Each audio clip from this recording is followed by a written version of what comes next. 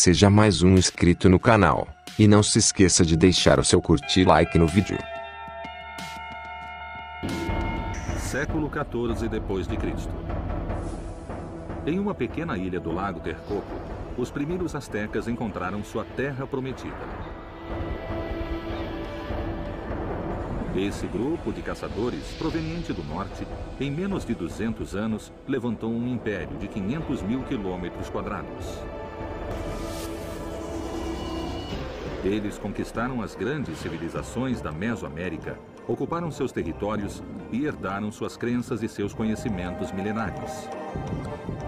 Sua vertiginosa ascensão, sua colossal expansão e seu trágico desaparecimento constituem um dos episódios mais dramáticos da história da humanidade. Eduardo Bonilha é documentalista e se propôs a investigar os maiores enigmas do colossal Império Azteca. Qual é a origem desse misterioso povo? Que estranha força o levou a se achar escolhido pelos deuses?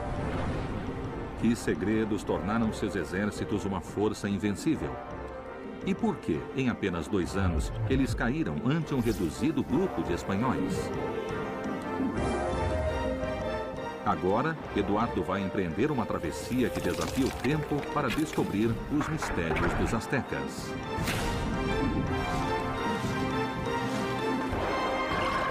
A exploração começa. Exploração Azteca. Em apenas um século, os astecas conseguiram levantar o maior império da história da Mesoamérica. Tornaram próprios os deuses e os conhecimentos dos povos conquistados e os obrigaram a pagar tributos para a grandeza e o esplendor de Tenochtitlan, a capital de seu império. Ninguém discutiu o poder dos astecas. Mas no ano de 1519, a bordo de misteriosos navios, enigmáticos estrangeiros desembarcaram na costa de Veracruz e rapidamente se tornaram os novos senhores do mundo mesoamericano. Depois da conquista, os espanhóis transformariam a fortaleza de San Juan de Ulúa no porto de onde partiam seus faustosos carregamentos de ouro e prata para a Europa. O último trecho da exploração segue os passos de Hernán Cortés para entender como ele pôde conquistar em apenas 2 anos um dos mais poderosos impérios da América. Aqui começou o trágico final dos astecas, e a historiadora Judith Hernandes é quem melhor conhece o primeiro e principal porto espanhol do Novo Mundo. Podemos dizer que aqui começou a conquista do México e a queda do Império Azteca. Mas qual a importância do porto de San Juan de Ulúa em especial? Estamos em um lugar que realmente é emblemático e possivelmente um dos mais representativos para a história do México. Quando Cortés chegou, era um arrecife de base e com uma pequena ilha, que era um lugar dedicado a Quetzalcóatl. Um antigo mito conta que o homem-deus Quetzalcóatl partiu da costa de Veracruz para o Oriente e que desse mesmo lugar voltaria para reclamar o controle da Mesoamérica. Quando Cortés chegou, todos acreditaram que a legendária serpente emplumada tivesse voltado. Os adivinhos de Montezuma diziam que Quetzalcóatl ia chegar pelo mar, e então eles pensaram que Cortés fosse ele. Então Cortés chegou nessa hora, mas que sorte, não? Ele estava com Sim. as cartas a seu favor. De fato, Montezuma mandou seus emissários perguntarem se ele era Quetzalcóatl e se tinha vindo recuperar o poder. Como você acha que Cortés era? Muito astuto, mas principalmente Cortés tinha uma grande ambição de poder. Quando Montezuma mandou seus emissários perguntarem se ele era Quetzalcóatl, Cortés se aproveitou imediatamente. Isso permitiu que ele tivesse um porto onde abrigar seus navios, mas principalmente ter um canal para chegar à cidade do México. Cortés descobriu um novo mundo e compreendeu rapidamente que teria uma oportunidade única para apoderar-se dele. E ele não permitiria que nada se interpusesse em seu caminho.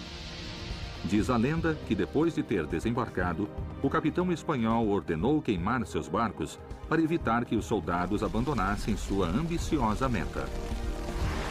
A arqueóloga submarina Laura Carrilho explora as águas de Veracruz atrás de vestígios das primeiras frotas espanholas.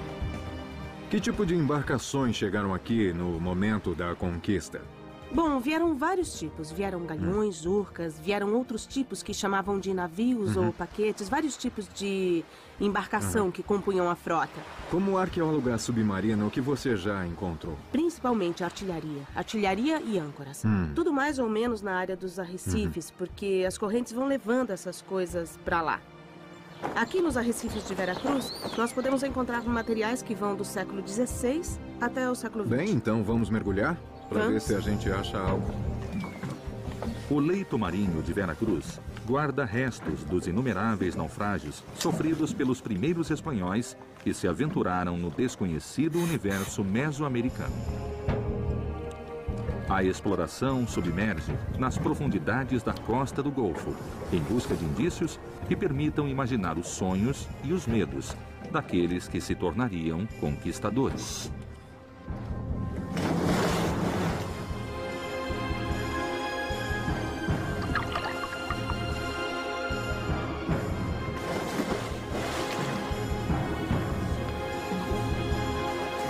A história de Veracruz é muito rica.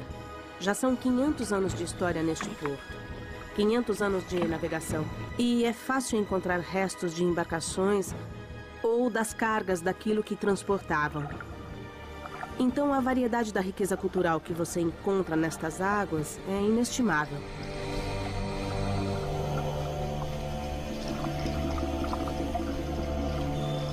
Os antigos tesouros que se encontram no fundo do mar de Veracruz trazem pistas contundentes para entender tanto a forma de vida dos antigos tripulantes espanhóis, como também suas intenções de conquista. A arqueologia submarina denomina peças a cada um dos destroços que se conservam sob as águas. Temos interpretado as peças ou destroços como cápsulas do tempo, no sentido de que encerram nelas uma parte da história. Mas temos que considerar que não são contextos completamente fechados ou contextos que não se alterem, porque os materiais orgânicos vão se desmanchando. Em geral, o que dura são os sólidos, canhões, âncoras, ferragens, as partes feitas de metal. Evidentemente, as peças arqueológicas mais bem conservadas nas profundezas de Veracruz faziam parte da maior vantagem que os espanhóis tiveram sobre os astecas: o manejo do metal e suas poderosas armas de fogo, os letais arcabuzes e os mortíferos canhões. Terá sido o armamento espanhol o que selou o fim do Império Azteca? Teriam sido realmente cruciais as estratégias implementadas por Hernán Cortés para levar a cabo a conquista? Em relação às embarcações de Cortés, há várias versões. Há pessoas que dizem que sim, que ele as afundou. Há quem estão ancoradas na costa, mas antes de voltar e de queimar ou então afundar os navios, eles tiraram tudo o que havia de útil neles. Supõe-se que deixaram a estrutura das embarcações e mais nada. Além do verdadeiro destino que foi dado às embarcações com que Cortés chegou ao solo mexicano pela primeira vez, a lenda permite imaginar o capitão espanhol como um homem disposto a tudo para alcançar a glória. Sem seus navios, os soldados não tinham escapatória. Só podiam vencer ou morrer. A primeira parada na rota do conquistador foi a capital do reino, Totonaca, a cidade de Zempoala. Ali, Cortés descobriu que esse povo estava há décadas pagando tributos aos astecas. Habilmente, Cortés ofereceu liberá-los da sujeição imperial, em troca de destruírem seus símbolos religiosos e jurarem lealdade ao reino espanhol. Ele garantiu que seu Deus era único e todo-poderoso. Incrivelmente, os totonacas aceitaram o trato e alocaram 13 mil homens ao misterioso senhor que todos confundiam com Quetzalcóatl. O novo exército marchou sobre o reino de Tlaxcala, que também foi vencido e se aliou aos espanhóis.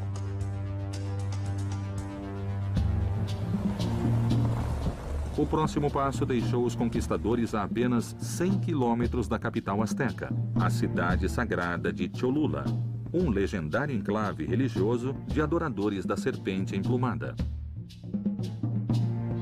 Quando Cortés chegou, exigiu se reunir com os sumos sacerdotes e a nobreza guerreira do lugar, e levou a cabo um dos mais brutais massacres da conquista.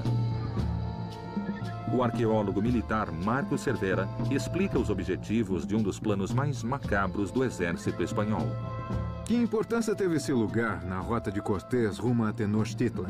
Veja, basicamente este lugar, não só para Cortés, mas em geral, foi um lugar muito importante na história mesoamericana. Aqui o deus patrono era Quetzalcoatl, e é exatamente embaixo deste edifício, deste templo franciscano, que deve estar a estrutura de Quetzalcoatl.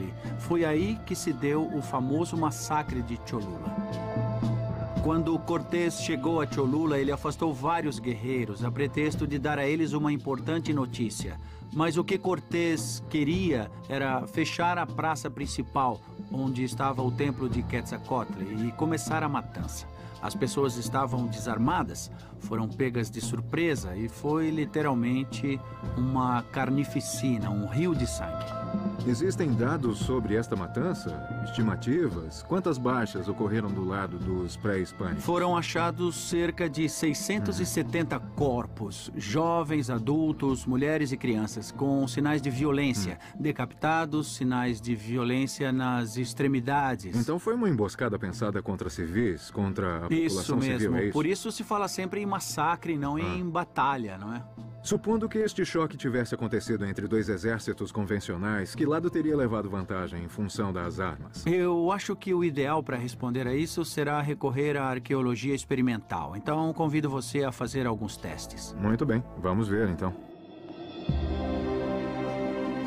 O novo exército de Cortés contava com mais de 20 mil aliados indígenas, 450 soldados espanhóis, dezenas de cavalos e suas poderosas armas de fogo.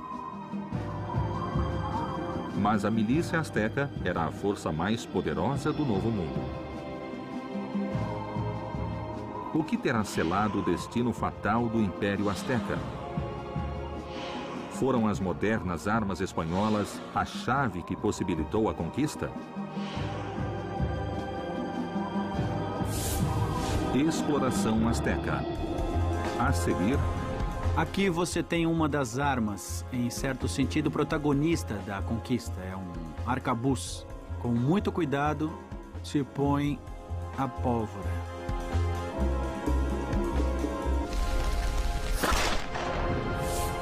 Exploração Azteca.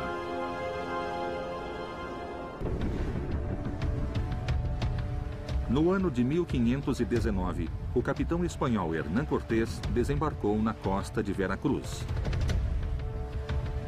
Rapidamente, convenceu os povos tlaxcaltecas e totonacas a avançar com ele para derrotar o Império Azteca. Mas a meta era ambiciosa. O exército mexica era a força mais poderosa da Mesoamérica. Foram então as modernas armas espanholas a causa do súbito final do Império Azteca? A exploração comprova a letalidade do arsenal espanhol frente às armas mesoamericanas. Aqui você tem uma das armas, em certo sentido, o protagonista da conquista. É um arcabuz. O que se quer é devastar rapidamente o oponente, mas estava em processo de experimentação. Tá. Você tira isto assim... Eu seguro, né? Tá? E com muito cuidado, se põe a pólvora. Depois você pode colocar um par de pedras, tá? Como estas. Com muito cuidado. Tá. E é só bater.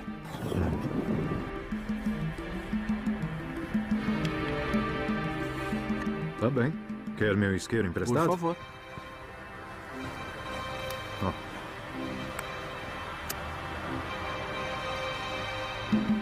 Muito bem, agora vamos atirar contra o Timale. Que é o escudo, né? Isso mesmo. Muito bem. Vamos ver, então.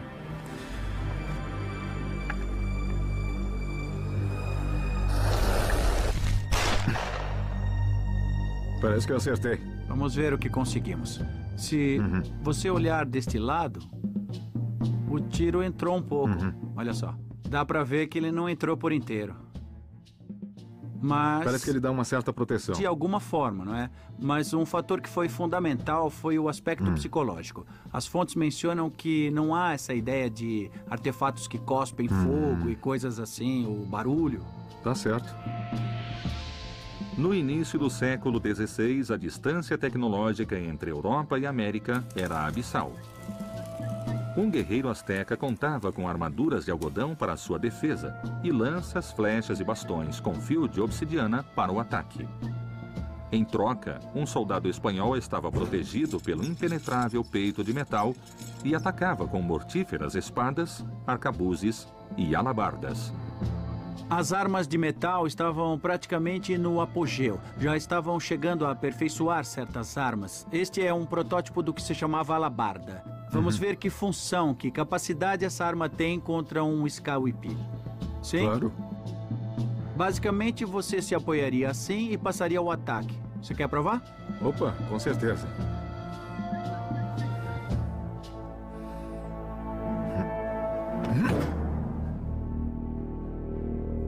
Aqui transpassou. Se você olhar, vai ver o tipo de ferida que causa. Obviamente, o peitoral de algodão não é suficiente para armas dessas características. A maior vantagem tecnológica do arsenal espanhol frente ao asteca eram as armas de fogo. A expedição de Cortés levava uma dezena de canhões e uma centena de arcabuzes. Mas sua eficiência era baixa.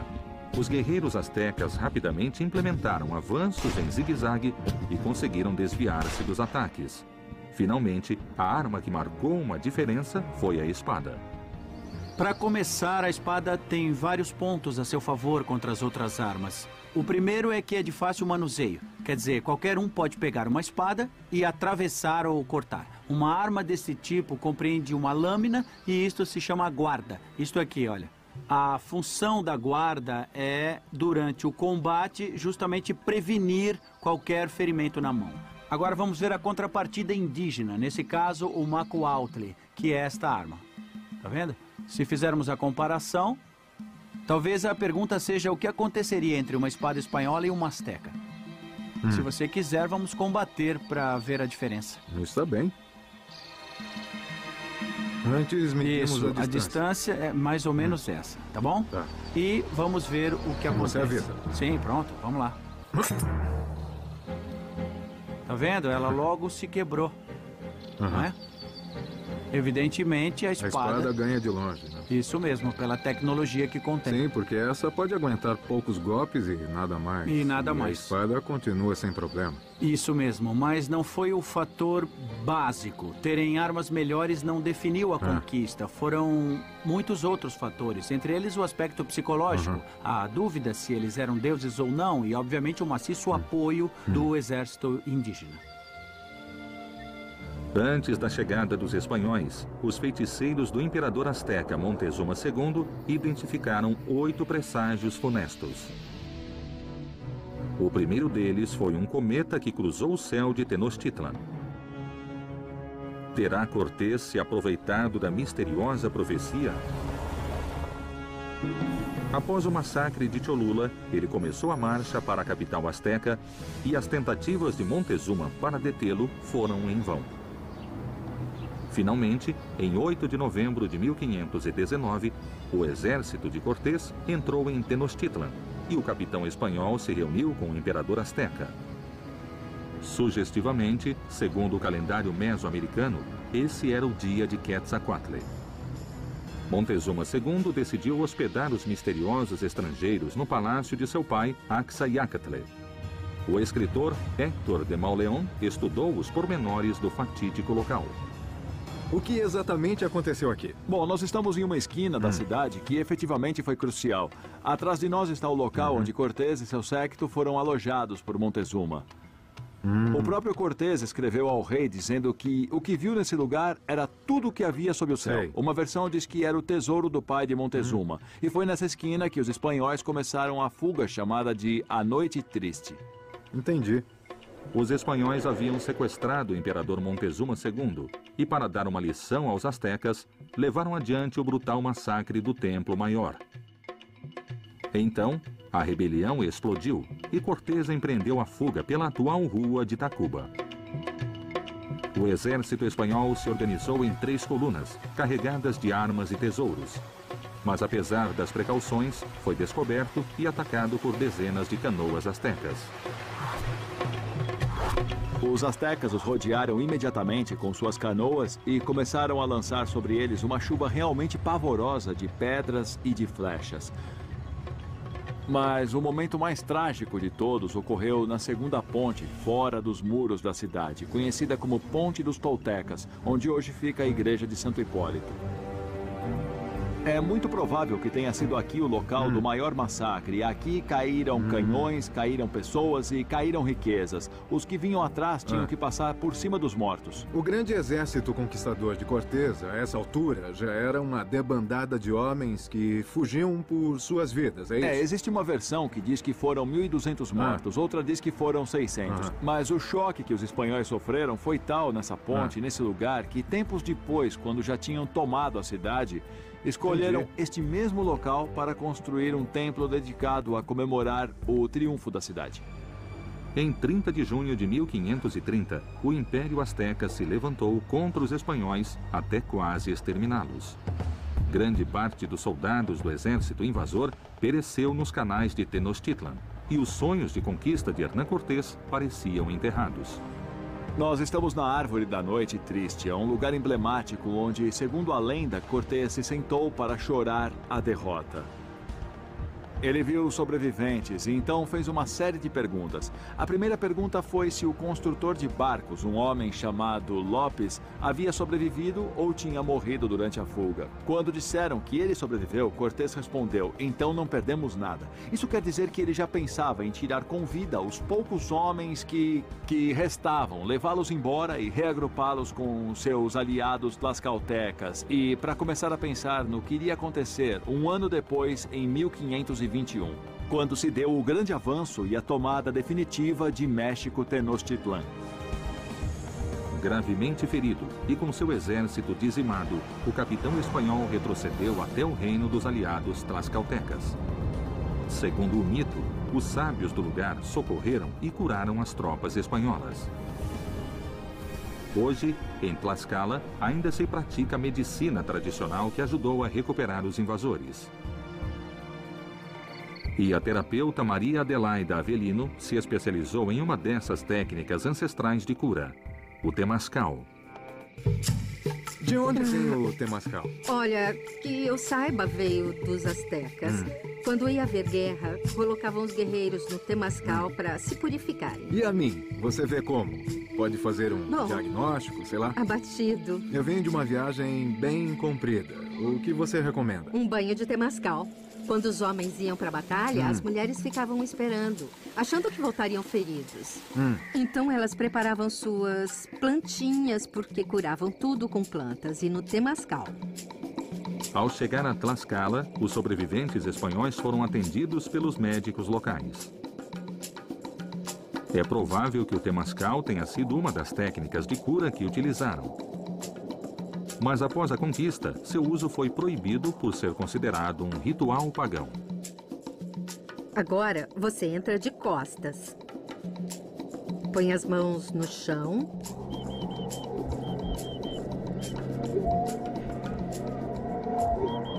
O temascal é um banho de vapor mesoamericano. Ele se compõe de 2 partes. O chitle, onde se coloca a lenha e se aquece em pedras vulcânicas, e o setor principal, onde essas pedras são umedecidas e, graças à sua elevada temperatura, gera-se vapor. Quando os espanhóis chegaram e viram os temascales, começaram a dizer que pareciam capelinhas e que seguramente ali se faziam heresias. E os espanhóis começaram a destruí-los, porque antes todo mundo tinha seu temascal na grande Tenochtitlan. Os sobreviventes espanhóis foram curados pela medicina tradicional tlaxcalteca e Cortés conseguiu uma segunda oportunidade para conquistar Tenochtitlan. Agora você para. Vamos colocar o cobertor para você se proteger do frio. Obrigado. Como se sentiu? Bem, eu me senti como que purificado. É uma experiência intensa, até certo ponto. O Temazcal significa o útero da Mãe Terra.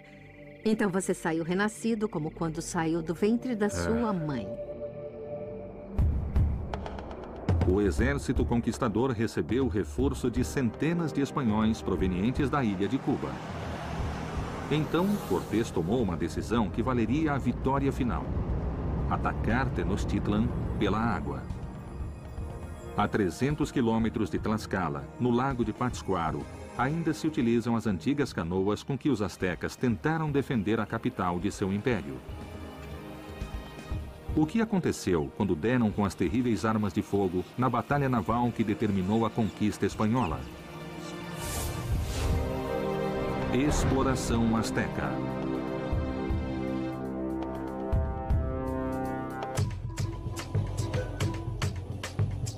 Após a Noite Triste, o exército conquistador recebeu o reforço de centenas de espanhóis provenientes da ilha de Cuba. Hernán Cortés havia decidido a estratégia de contra-ataque, uma fulminante batalha naval. Para levá-la adiante, ele ordenou a construção de bergantins, com os restos de suas embarcações. O historiador Inácio Silva Cruz estudou em detalhe a ofensiva espanhola sobre a cidade sagrada asteca. Por que Hernán Cortés fez seu contra-ataque depois da Noite Triste por água? Porque, de fato, quando ele saiu pelas chamadas calçadas, na Noite Triste, ele teve grande quantidade de baixas. Exatamente porque os mexicas atacaram pela água. Então, ele construiu bergantins com alguns restos que trouxeram de Veracruz e, aproveitando a madeira dos lugares onde estiveram, principalmente Tlaxcala, onde naturalmente Cortés aproveitou para se aliar a grupos indígenas descontentes com os mexicas que os haviam oprimido, que eram realmente tiranos. Eduardo, eu gostaria de apresentar Emanuel e Alberto. Eles são peritos em arcabuces. Em fins de julho de 1521, Cortés chegou à costa de Tenochtitlan. Seu exército era formado por 800 espanhóis, dezenas de milhares de aliados indígenas e 8 poderosos bergantins. Nesse dia, começou a batalha final. Vamos disparar em algumas canoas parecidas com as que Cortés encontrou aqui, para também demonstrar como os arcabuzes podem ter funcionado na água e ver se realmente a tecnologia militar dos espanhóis teve muito a ver na conquista do México. Cortés, depois da Noite Triste, se deu conta de que se atacasse pela água, a vitória seria muito provável, porque os mexicas teriam de navegar em canoas não preparadas para combates em guerras. O fulminante ataque de Cortés à capital asteca consistiu em bloquear as calçadas que a uniam ao continente, destruir o aqueduto que abastecia a cidade de água doce e, finalmente, atacar com os poderosos bergantins. Após 17 dias de ataque ininterrupto, os astecas tiveram de se render. Terão sido as armas de fogo a causa principal da vitória espanhola? Esta é uma canoa similar à que os astecas usavam na época da conquista. Então, esse tronco que está aí vai ser o alvo que você vai apontar e você vai ver que era bem complicado atirar. Tudo isso tinha de ser feito em meio à batalha. No meio da batalha, e isso põe você em desvantagem frente ao atacante. Agora você aponta.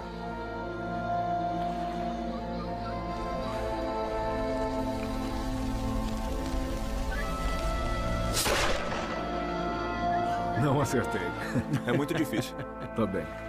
O arcabuz é uma arma de luta quase corpo a corpo. O alcance do arcabuz não chegava aos 10 metros.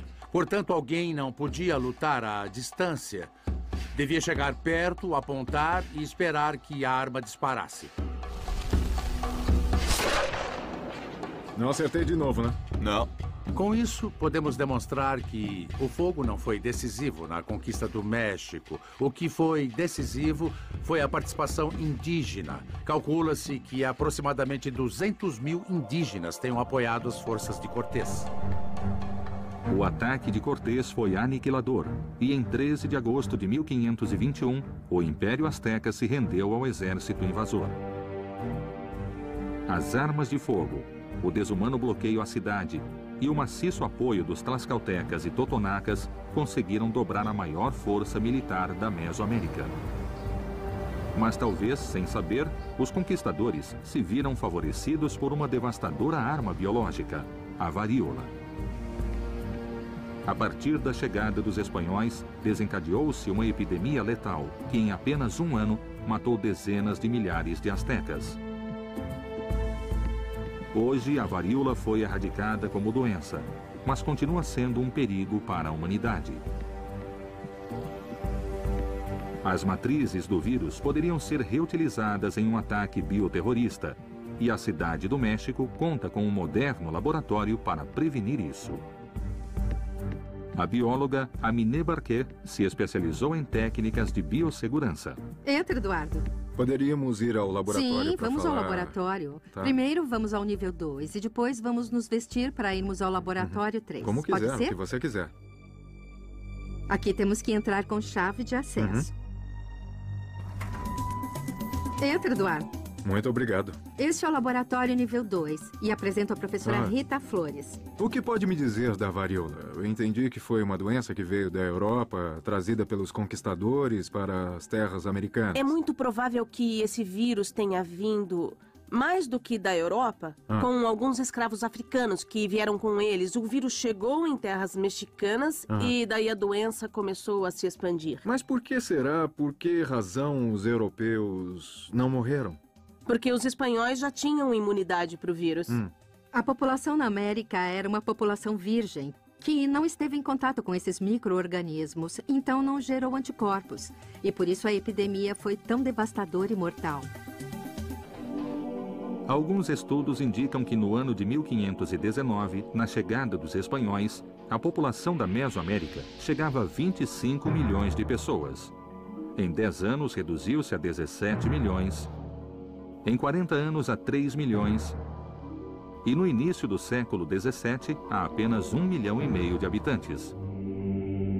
Em 100 anos, a varíola e a brutalidade da conquista exterminaram mais de 90% da população mesoamericana.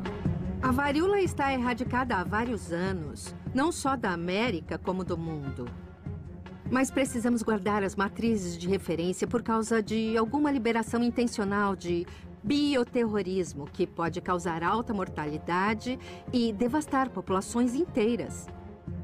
Os laboratórios de biossegurança guardam matrizes dos agentes patogênicos mais letais do planeta Terra. O alto risco de contágio nessa microatmosfera exige estritas normas de prevenção, trajes de máximo isolamento e máscaras respiratórias de última geração. O que haveria se um dia fôssemos vítimas de um ataque bioterrorista? Nós deveríamos ter as matrizes de referência e a metodologia montada para poder detectá-lo. Qualquer micro-organismo, vírus ou bactéria pode ser usado em bioterrorismo, mas há alguns que são mais fáceis de cultivar e há os que são muito fáceis de disseminar. Por exemplo, o vírus da varíola é muito perigoso porque se transmite por tudo que se toca. O que aconteceu aos espanhóis poderia acontecer agora mesmo, porque se alguém liberar intencionalmente o vírus da varíola, vai pegar a população desprotegida, sem anticorpos, porque a vacina não se usa há vários anos. Poderia ser até pior do que liberar esporões de antraz. A epidemia mortal quase exterminou o povo asteca. E os 17 dias que a batalha final durou, destruíram a cidade.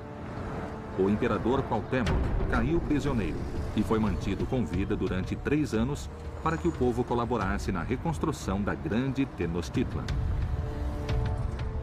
Sobre os templos sagrados foram construídas igrejas ao novo deus dos conquistadores. A capital asteca serviu de base para a Nova Espanha. Hoje, no Distrito Federal, convivem os restos desses dois mundos que se chocaram tragicamente e deram nascimento ao atual povo do México. Sob o piso do Museu Nacional das Culturas, acham-se os restos do palácio onde talvez Montezuma II, apesar dos funestos presságios, decidiu permitir a primeira entrada de Cortés em Tenochtitlan. Quase 600 anos depois da morte do grande imperador, uma de suas descendentes diretas, Blanca Barragán Montezuma, guarda segredos que sua família preserva ao longo de 15 gerações. Exploração Azteca.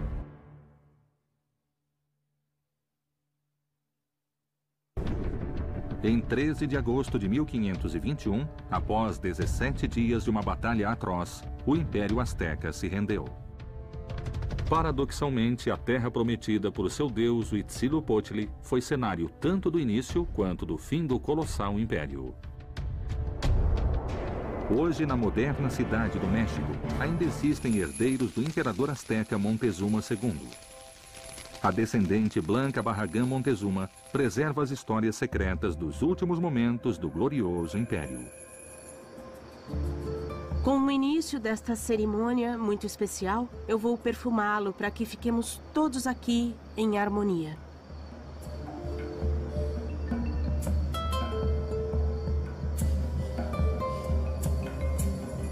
Eu sou da 15ª geração de descendentes de Montezuma Xocoyotzin. Tenho 4 ramos genealógicos: Tolteca, Titimeca, Huasteca e Mexica. Para mim significa um grande compromisso ser descendente de Montezuma. O compromisso é trazer ao conhecimento as origens dos fundadores de nossa nação e de dizer às pessoas que os Montezuma estão aqui.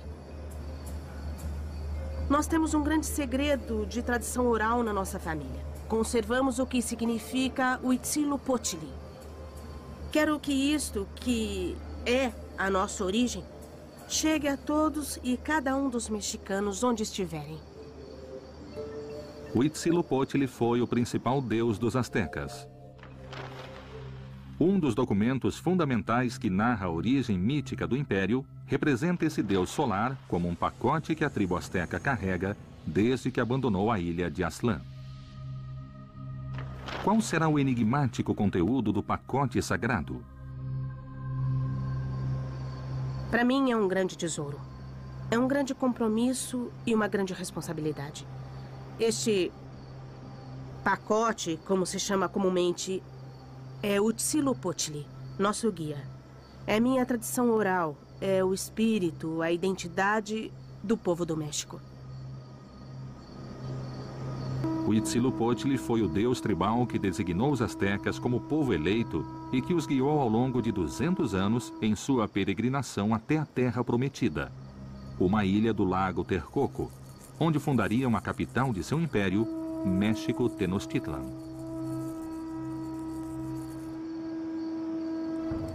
Peço permissão aos nossos guias para mostrar isso. Há 1000 anos, este objeto nos acompanha.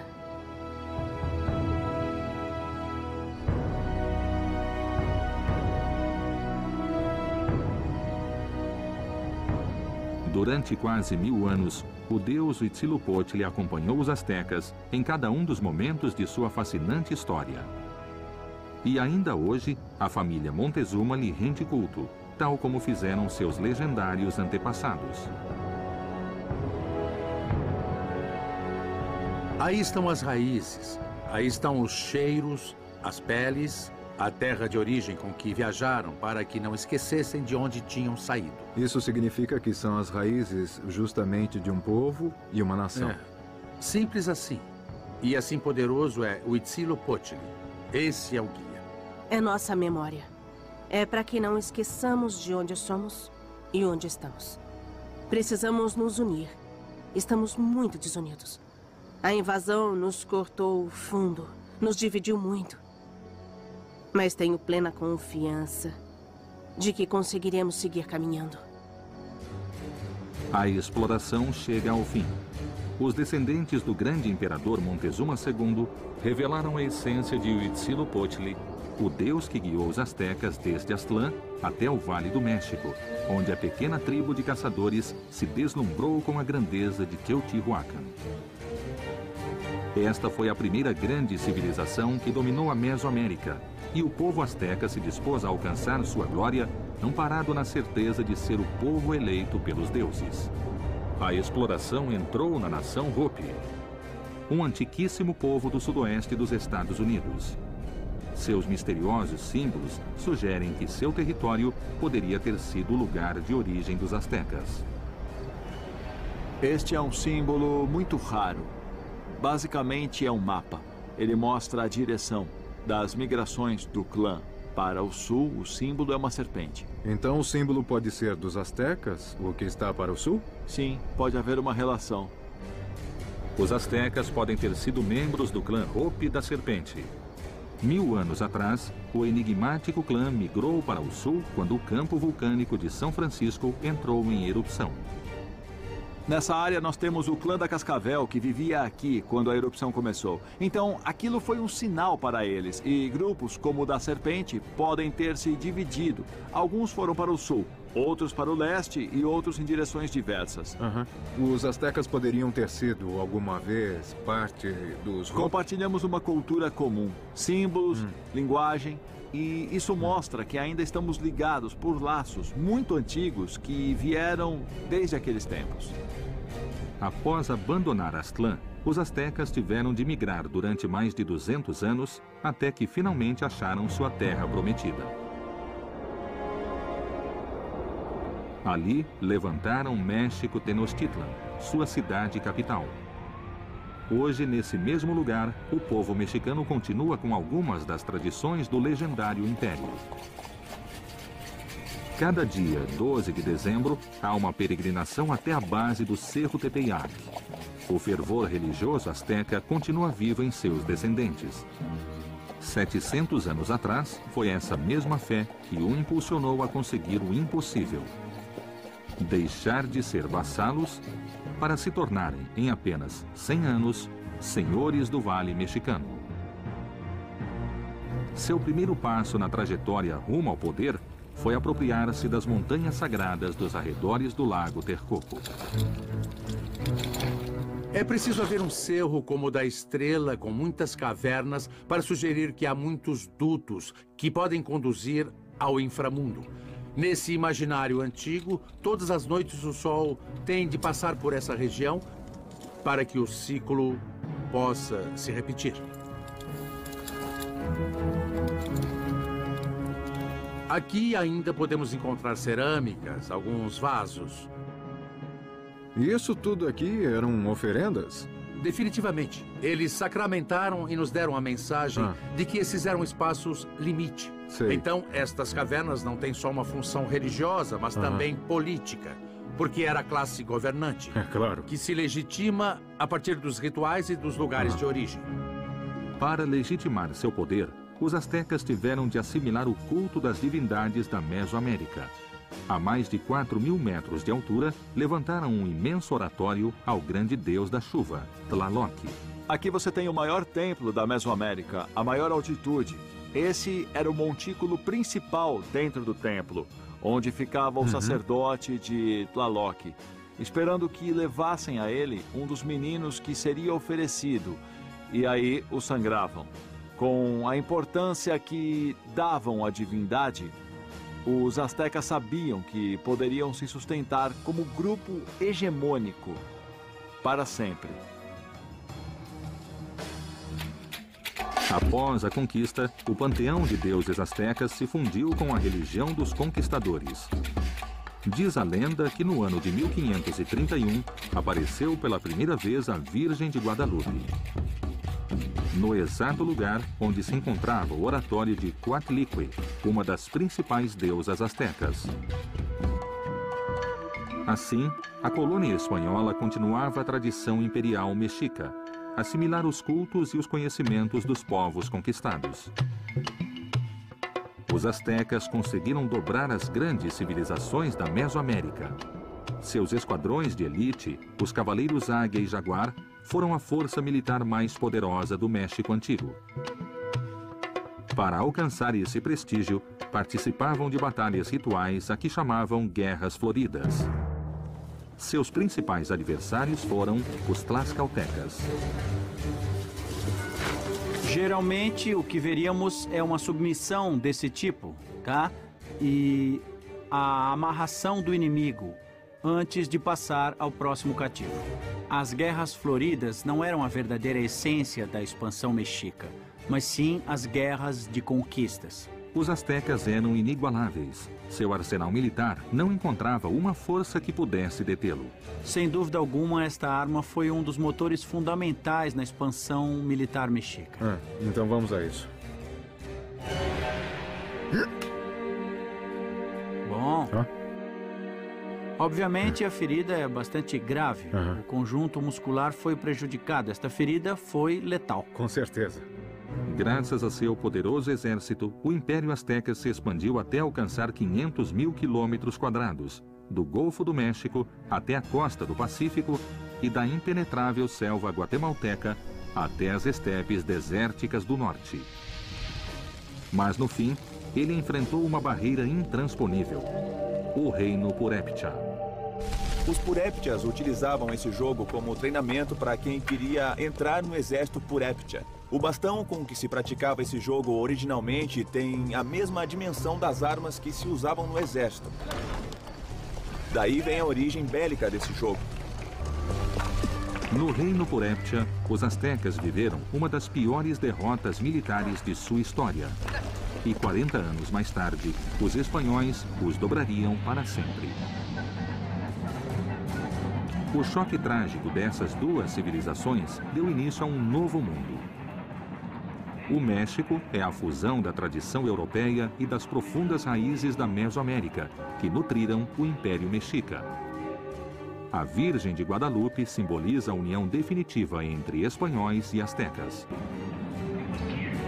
A exploração conheceu as civilizações que forjaram o espírito americano. A viagem se conclui com a certeza de que um povo que tem fé em si mesmo, em seus ancestrais e em sua terra, é capaz de conseguir o impossível.